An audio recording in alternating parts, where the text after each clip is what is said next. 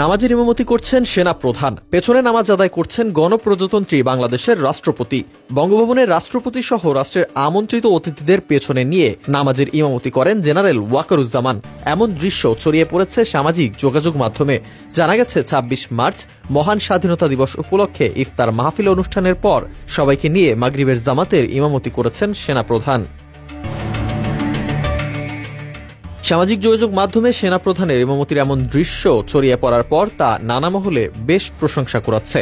রাষ্ট্রের প্রধান ব্যক্তিদের নিয়ে জামাতে ইমাম হিসেবে কোন সেনাপ্রধানের নামাজ আদায়ের দৃশ্য বিরল একটি ঘটনা। তাই সেনাপ্রধান জেনারেল ওয়াকারুজ্জামানের এমন ছবি শেয়ার দিয়ে তাকে প্রশংসায় ভাসাচ্ছেন নেটিজেনরা। কেউ কেউ এখানে মুসলিম দেশের উদাহরণ টেনে বাহবা দিয়েছেন সেনাপ্রধানকে।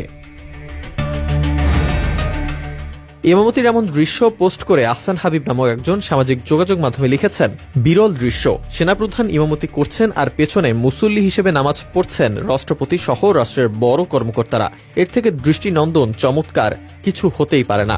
নতুন বাংলাদেশ নতুন রূপেই প্রকাশিত হচ্ছে। আমাদের একজন সেনাপ্রধান আছেন। আমার জীবনে প্রথম দেখলাম স্বাধীন বাংলাদেশের কোন সেনাপ্রধান নামাজের ইমামতি করছে। এখন নিজেকে মনে হয় মুসলিম দেশের নাগরিক।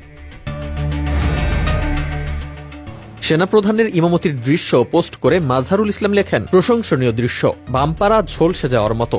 সেনাপ্রধান ইমামতি করছেন আর পেছনে মুসল্লি হিসেবে নামাজ পড়ছেন রাষ্ট্রপতি চুপ্পু সাহেব সহ রাষ্ট্রের ঊর্ধ্বতন কর্মকর্তারা। এই বিষয়গুলো কন্টিনিউ হোক, এটাই কামনা।